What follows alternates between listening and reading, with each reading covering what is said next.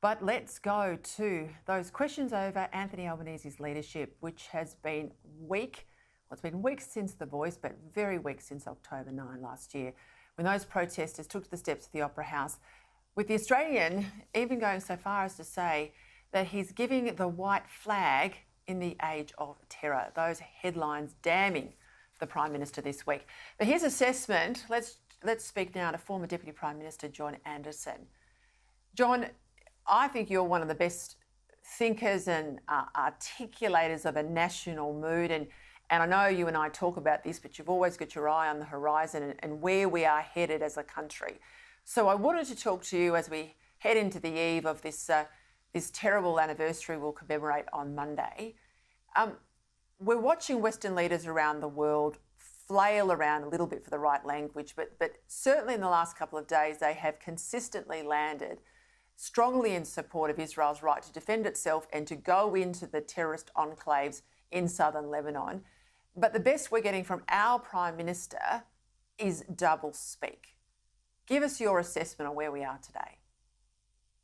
Well, I think it's very frightening. I think you could say, firstly, he's not exactly passing the moral test in terms of clearly identifying the evil, clearly identifying just how terrible Hezbollah and Hamas actually are. They are both organisations that effectively have written genocide into their objectives, into their charters. Secondly, it fails the pragmatic test.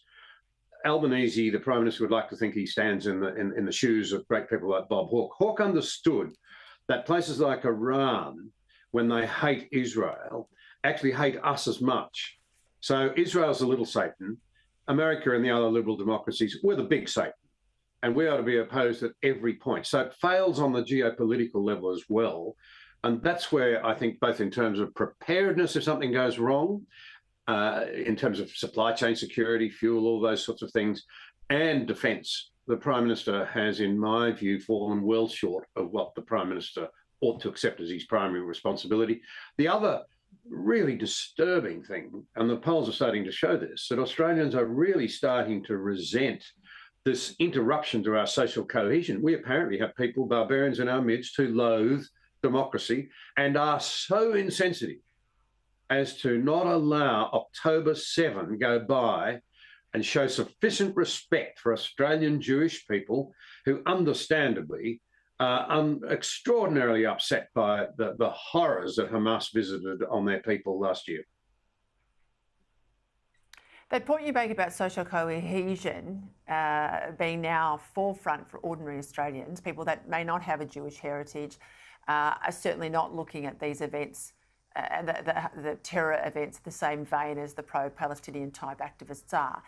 Cos Samaras, the pollster, said that is now front of mind in the polls. So what does this mean, do you think, for the future of the election campaign that's about to hit? Do you think this will be a feature of the election campaign? Should it be a feature of the election campaign? How important is this to Australia's future? It's very, very, very, very important, in my view, Peter, incredibly important. And people ought to wake up, particularly, I'll be blunt about this, young people. I'm a great defender of young people, but young people who think, oh, we'll vote Green because they care about the environment. They are displaying the most appalling and ancient of racial prejudices you could imagine. Their position on the Middle East is indefensible morally and pragmatically and geopolitically. So I hope it is first and foremost of mine. And I hope that people remember that they pulled together on The Voice. We know why people rejected The Voice. They rejected The Voice because they saw it as divisive. Australians at heart get that at the genius of our success is that we've accommodated one another's differences in a spirit of respect for one another. There's no respect coming from these people bringing ancient hatreds here to the point, to repeat what I said a moment ago, where they are so insensitive that they will go and protest on the first anniversary of the most brutal attack on civilization since the Holocaust. And there's no other way of putting it, in my view. So I hope the Australian people will take this seriously and they'll say no in the ballot box to anyone who's displayed ambivalence, let alone actual prejudice, in this horrific moment in global history. The last couple of nights I've focused on the fact that there actually is a right and wrong. And I think too often in the last 12 months, we've had moral equivalency from our leaders, certainly not from Peter Dutton, but from others. And I think that we've got to be braver. We, with our families, with our friends, you know, all of this, it's just like The Voice. You've got to have those conversations in your own sort of world, and then in your community, then in your suburb, you know, take it out from there. But this isn't an issue we need to sort of be weak on and dance around. Andrew Hastie often reminds us, the military man in him says, weakness is provocative. And I look at the Prime Minister and I don't think he's a bad man, but I think he's absolutely unsuited for these challenging times. Well, no one can say he's stepped up. That's why his polls are so dreadful. He seems incapable of stepping up and fulfilling the role. It's not a role for people who are simply nice. We want our prime ministers to be decent people, but their primary responsibility is the security of the Australian people. That's number one. And we're not seeing it for all the reasons that we've discussed. And what you're seeing now is that in the name of moral relativism, is this outsourcing of moral compasses. Everybody has a strong moral compass. That's nothing new about that. It's whether or not the conscience is well formed. You know, join the mafia, steal the boss's silver, and you'll find out that he's got a conscience.